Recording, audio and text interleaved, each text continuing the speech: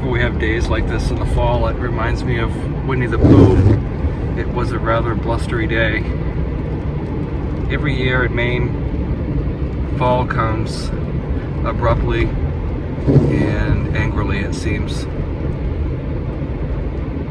Every year we have a warm stretch, and sometimes it lasts a little longer than other years. But when summer finally makes its final turn into fall, we usually get high velocity winds, and there's generally considerable wind damage, trees down, power out, and today's no exception.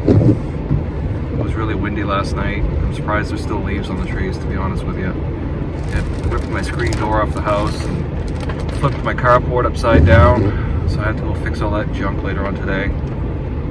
And it seems like it's one step forward and two steps back, getting ready for fall until winter finally actually sets in, and then you can't do anything. But there's always a million things to do to get ready for winter.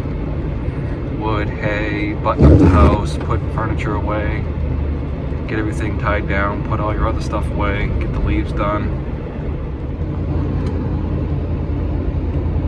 On the left here, that used to be the sacristy and the rectory in the old Catholic church when I was a kid. In the mid-80s, they needed a bigger church, so they got rid of that one and built a bigger one. It upset a lot of people. A lot of the old timers wanted the things the way they were.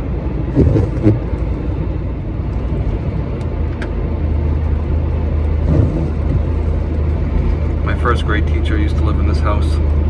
Right here, it was called Hillcrest, was the name of the place. And her husband was an he was an artist, and so I used to take art lessons there. He was a World War II veteran as well. This right here was the old school.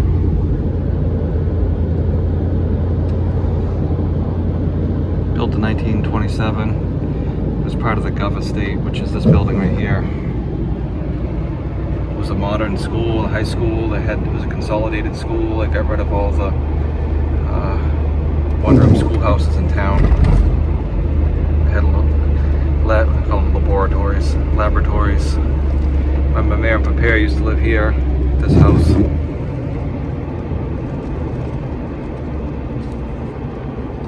Town hall's there.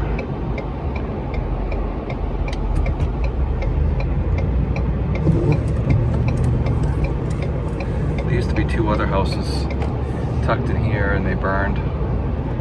My Papa had a store and a gas station there. That's the old bank. The library used to be a lawyer's office. It used to be the hardware store. The brick house on the left, the guy was the banker. That was the old inn. He was a Revolutionary War general.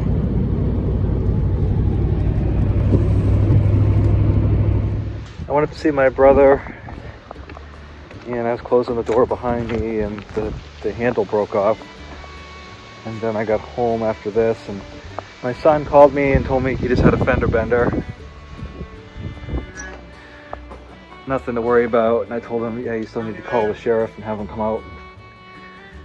Take notes and the whole deal, because you never know when you get into a little fender bender. They say they're fine, whatever, and then you don't do anything, you drive away, and then next thing you know, they come into court with a neck brace on, and car's all stove up, but you don't have anything to prove otherwise. So I told him, I said, you need to call the sheriff and have him come out, take notes, and then we'll assess the car later. It's drivable, so they'll bring it back and call a body shop. My cousin's got a body shop. We'll call over there and see what we can do. I could have sworn I had a pile of metal down here. I know I did. I don't remember moving it anywhere else. Now I don't remember if I came down with both gloves on or not. And if I did, I don't know where I put it. Because that's the story of my life too. I put something down and have no idea where it is after about 5 seconds. Oh, I had metal. Where would I have put it? It's not where I thought it was. I'd rod here, but no angle line. I thought a place to look. Let's see. Tin roof, pipes, conduit.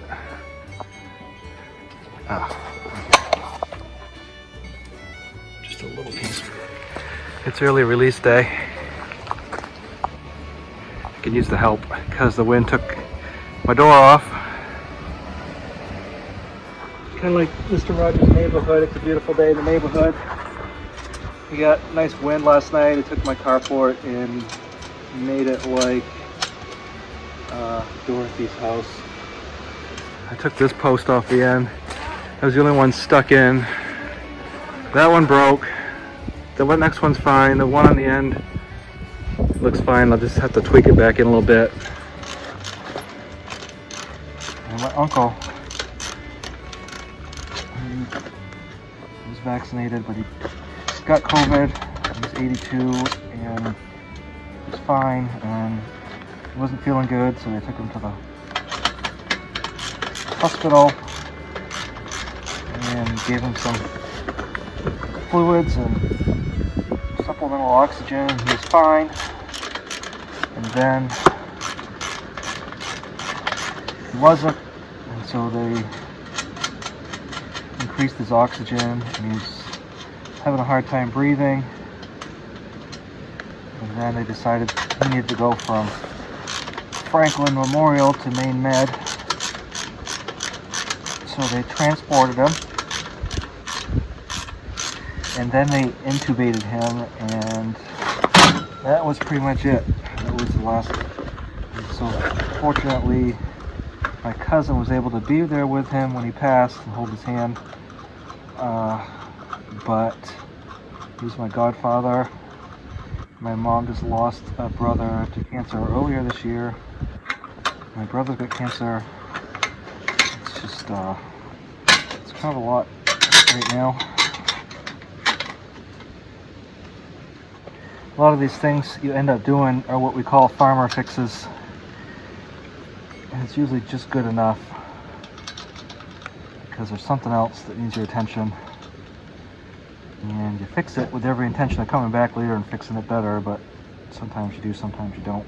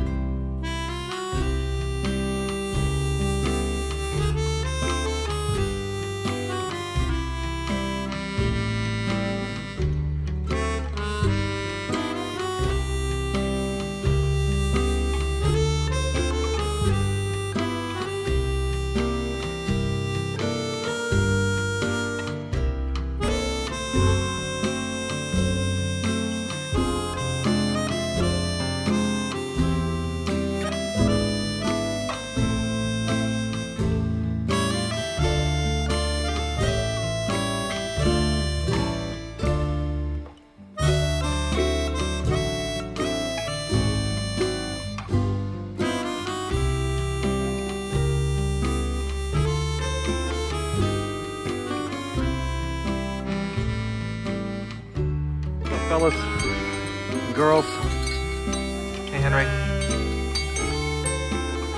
my boys. When the days get shorter and the weather gets colder, it's important to increase your feed a little bit because you'll need that extra energy to keep warm and continue producing eggs. One of the other things that's going to be very important for winter is you're going to need a light source. This is a daylight bulb or a grow light. You can get these at your local hardware store. It's specifically a daylight bulb. It's not a regular bulb. Also make sure it's an LED bulb so there's no heat coming out of it. We don't want heat. This right here is a hanging light. You can see I've got this all taped up so that there's no way for it to separate. There's no way for this to break up here. And it's strapped into the ceiling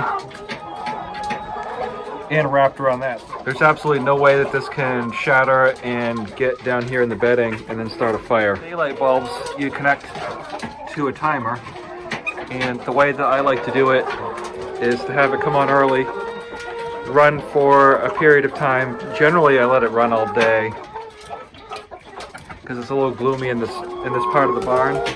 And then as the day progresses and it gets a little darker, I have it shut off before the daylight goes away, and that way the chickens don't suddenly have no light and they're on the floor with no place to roost. Another device that is going to be super handy for the winter is this heated bucket that I got from Premier One.